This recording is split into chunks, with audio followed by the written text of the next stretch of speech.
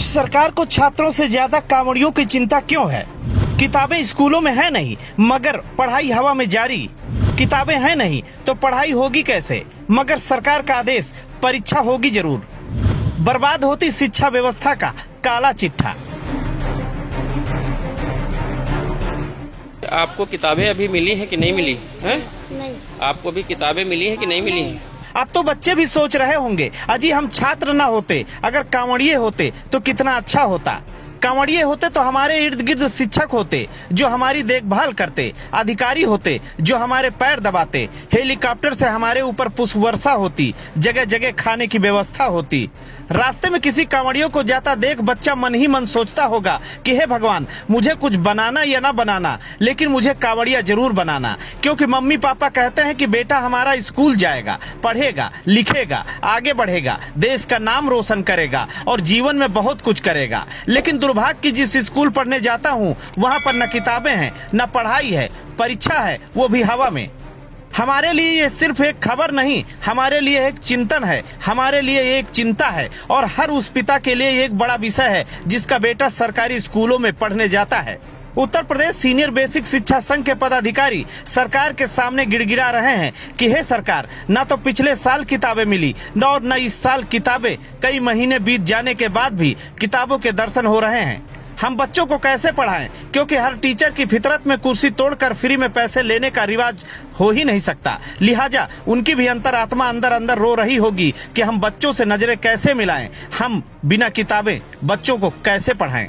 दरअसल जनपद उन्नाव के जितने भी सहायता प्राप्त विद्यालय हैं 34, उनमें पिछले वित्तीय वर्ष में किसी भी विद्यालय को पुस्तकें वितरित नहीं हुई। इस संबंध में हमारा जो संगठन है सीनियर बेसिक शिक्षक संघ, उसके माध्यम से हमने जिला बेसिक शिक्षा अधिकारी और जिलाधिकारी महोदय को इस बात से अवगत कराया। हमारे जनपद में शिक्षक विधायक राज बहादुर सिंह चंदेल हैं, जिन्हें भी कई बार जिलाधिकारी और बीएसए को इस संबंध में पत्र लिखा। यहाँ तक कि हमारे संगठन ने महानिदेशक स्कूल शिक्षा को भी इस संबंध में पत्र लिखा कि पूरे जनपद के किसी भी सहायता प्राप्त विद्यालय में पुस्तकें वितरित नहीं की गई हैं, लेकिन शासन ने इसका कोई समाधान नहीं किया।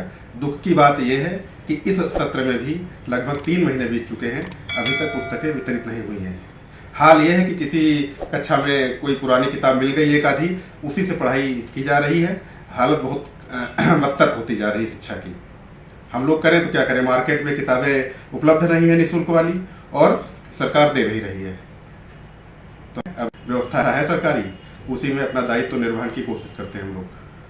अब सुनिए, स्कूलों में किताबें नहीं हैं तो हम कांवड़ियों का जिक्र क्यों कर रहे हैं, ये लेटर भी ध्यान से पढ़ लीजिए। लखीमपुर खीरी के बीएसए साहब ने जारी किया है। आदेश में लिखा है 18 जुलाई, 25 जुलाई, 1 अगस्त, 8 अगस्त को स्कूल बंद रखे जाएंगे और जिन स्कूलों में छुट्टी होगी वहां के अध्यापक और अध्यापिकाएं वॉलंटियर के रूप में मंदिरों में रहेंगे और कांवड़ियों और श्रद्धालुओं की पूजा में मदद करेंगे।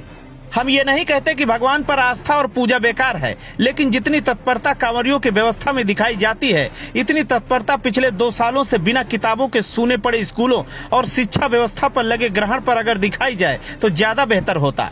उत्तर प्रदेश के उन्नाव जिले के शिक्षक संघ के पदाधिकारियों ने आवाज उठाई है और इसी जिले में कंपोजिट ग्रांट यानी बच्चों के जूते, मोजे और पढ़ने की सामग्री पर बड़ा घोटाला पहले भी उजागर हो चुका है, जिसमें उन्नाव जिले के तत्कालीन जिलाधिकारी भी नप चुके हैं। भले ही योगी आदित्यनाथ भ्रष्टाचार नहीं बर्दाश्त करने का दावा करते हो, लेकिन उनके मंत्री नाकामयाब साबित हो रहे हैं।